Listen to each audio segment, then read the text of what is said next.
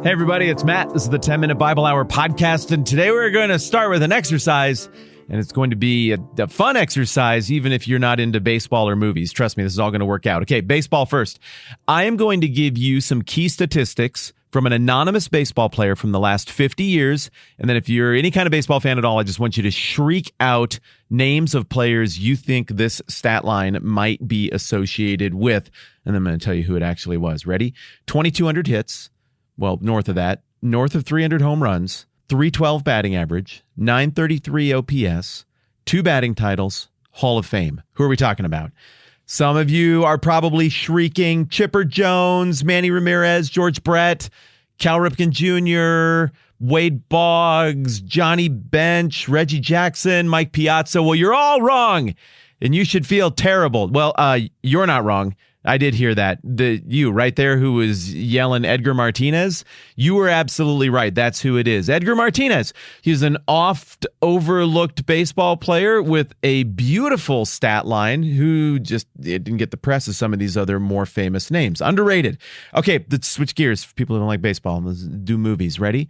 Who is the single highest grossing actor of all time? I mean, lead actor, supporting role, voice acting, cameo, anything. Who's the highest grossing actor of all time? And just shriek that out wherever you are, preferably at someone if there's anyone near you.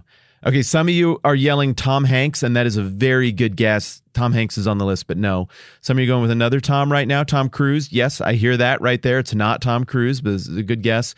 Scarlett Johansson, she's been in a ton of stuff. It's not her. Some of you are thinking Samuel L. Jackson. Yeah, he is often considered. There are some metrics by which you can count him as the highest grossing actor of all time, but not by the total overall metric I just threw out. Good guess, though. Will Smith, yeah, summer blockbuster a year for like 20 years. The Wild Wild West happened. Let's not forget that. But no, it's not him. Dwayne Johnson, yep, he's got a bunch too, but it's not him either. No, indeed, the highest grossing actor of all time is Stan Lee.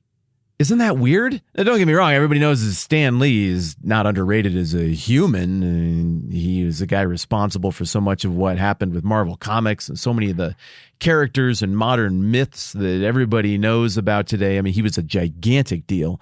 But all of those cameos and all of those movies really added up. Surprise, huh? Underrated actor, Stan Lee. Who would have thought?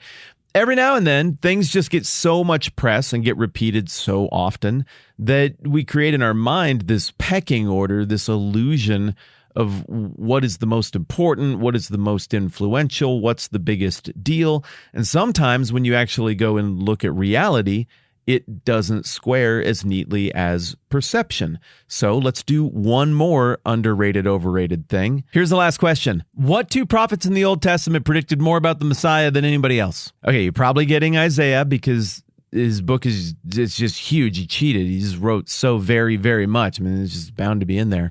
And the second one, maybe you remember from us talking about this a while back. Maybe you're doing the math and triangulating because we're looking at a prophecy from Zechariah right now in Matthew 26:31. But it's Zechariah, one of those Old Testament prophets that for a long time you probably just didn't even remember actually existed because it fits in there with all those minor prophets and their names all kind of sound the same and it's hard to remember what order they go in. But Zechariah is all over the book of Matthew, not just even in terms of specific, direct allusions to what the Messiah would be, but also in terms of motif and story. The whole structure of the book of Zechariah points to this grand arc of redemptive history and even how God's own people at times are the ones who are thwarting, or you can't thwart God, resisting what God is doing in this grand redemptive plan. It parallels so very neatly the stuff that's going on with the religious leadership's failures that we've seen throughout the book of Matthew. And indeed, maybe Jesus even references him by name. And if you go all the way back and listen to episodes 544, 545, and 546, we talked about this super in depth, but it's back in Matthew chapter 23, right at the end where Jesus is critiquing the religious leadership. Remember, he wraps that up saying, "You snakes, you brood of vipers." Again, this is Jesus talking to the religious leadership after giving them 7 woes. "How will you escape being condemned to hell?" That's harsh. Therefore, I'm sending you prophets and wise men and teachers. Some of them you'll kill and crucify. Others you'll flog in your synagogues and pursue from town to town. And so upon you will come all the righteous blood that has been shed on earth, from the blood of the righteous Abel to the blood of Zechariah, son of Berechiah, whom you murdered between the temple and the altar. I tell you the truth, all this will come upon this generation. Now, I'm not going to revisit the textual controversy that exists here. If you want that specifically, I cover it in episode 546. But to put it simply here, Jesus may be talking about the Zechariah who is referenced so often throughout the book of Matthew, or he may be talking about a different Zechariah, or he may be rolling together intentionally two stories about two different people named Zechariah to illustrate a larger point. And there are a ton of Zechariahs in the Bible, like 30 something. I thought maybe I wrote that down somewhere, but I don't remember the exact number. It's a lot. And so I say maybe Jesus is referencing this wildly underrated prophet Zechariah right here in the same way that he directly references Daniel a chapter, 2 chapters later in the Olivet Discourse. Okay, quick details to refresh our memories. Zechariah, the prophet who talked about the Messiah so much and who is being quoted in Matthew 26:31 when it says, Jesus told them, this very night you will all fall away on account of me, for it is written, quote, I will strike the shepherd and the sheep of the flock will be scattered. The Zechariah who predicted that stuff about sheep and the shepherd and the striking and all of that business was a 6th century BC prophet. He would have been a contemporary of Daniel. He would have been alive when Cyrus the Great toppled Babylon in 539 on behalf of the Persians. Well, I guess he kind of was the Persians. And Zechariah was also a contemporary of some of the successors to Cyrus, which means that Zechariah was also alive during the time of the prophet Haggai. And both of these guys were writing to the situation back in Jerusalem where Cyrus the Great, the Persian, had let the captives go free from Babylon, who is now conquered and defeated, the land of Nebuchadnezzar. He lets the Jews go free to go back and rebuild and even have a significant degree of self-governance, but they're a little balky. Some people want to stay home. Some people prioritize getting their houses all fixed up in a way that the prophets don't like. When they do get back to Jerusalem, building stalls out on the reconstruction or the building of the new temple, because the old one got wrecked and torn down during the conquest of Nebuchadnezzar. And so Zechariah's book involves a whole lot of calling out the leadership and the people who went back for just not being faithful, not getting done what they were supposed to get done. And all of this is prompted with this dialogue, this exchange that is happening with this angel of the Lord and some visions that come out of that. And if you want to understand a prophet and you kind of want to cheat to get that done, you can usually just read the very beginning. It'll give you an idea. So here's the first little chunk of Zechariah, kind of sets up some of the stuff that we're already talking about. Here we go. In the 8th month of the 2nd year of Darius, the word of the Lord came to the prophet Zechariah, son of Berechiah, the son of Iddo. The Lord was very angry with your forefathers. Therefore tell the people, this is what the Lord Almighty says. Return to me, declares the Lord Almighty, and I'll return to you, says the Lord Almighty. Don't be like your forefathers, to whom the earlier prophets proclaimed, this is what the Lord Almighty says, turn from your evil ways and your evil practices. But they would not listen or pay attention to me, declares the Lord. Where are your forefathers now? And the prophets, do they live forever? But did not my words and my decrees, which I commanded my servants, the prophets, overtake your forefathers? Then they repented and said, the Lord Almighty has done to us what our ways and practices deserve, just as he determined to do.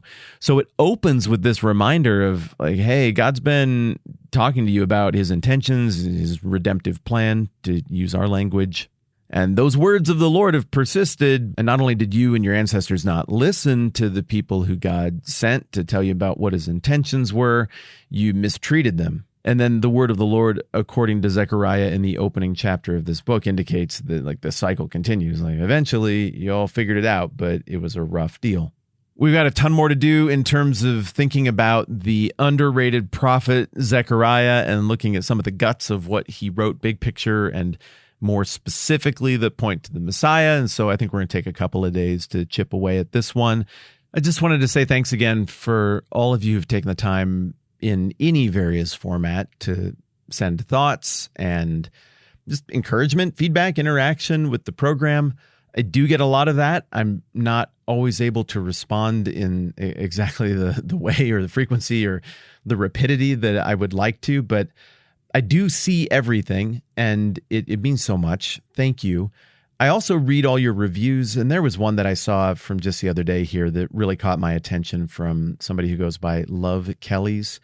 And I just reading it, and I'm like, oh, cool. Yeah, they listened to the thing, and they caught up, but then I got to this line. I started investigating the Bible after the loss of my daughter to a car accident. Hey, I don't know who you are. I lost my kid brother to a car accident when I was a young man. It was an absolutely life-changing thing, and I watched my parents go through the loss of a child, and that made an impression on me. And I just got a real soft spot for what you've been going through this last year, whoever you are. And I'm sorry for how that feels. I'm sorry for what that does to the rhythm of your year, and that first year you just got all these things that happened for the first time without that person who you love. I know that everybody else kind of has to move on a little bit because they got to live and they got to do things, and you face a lot of those first time without them things a little bit more by yourself, and it's tough. I appreciated the note, but also I don't have a way to respond to a review on iTunes. So this is my response. My heart hurts for you. I'm sorry for that loss. And it means a lot to hear that in some teeny tiny little way, us hanging out and thinking about the Bible together could be helpful in that really tricky first year after something like what you've gone through. Okay, that got a little bit weighty. I think that's all right, though. More on Zechariah and his relationship to Matthew tomorrow. I'm Matt. This is the 10-Minute Bible Hour podcast. Let's do this again soon.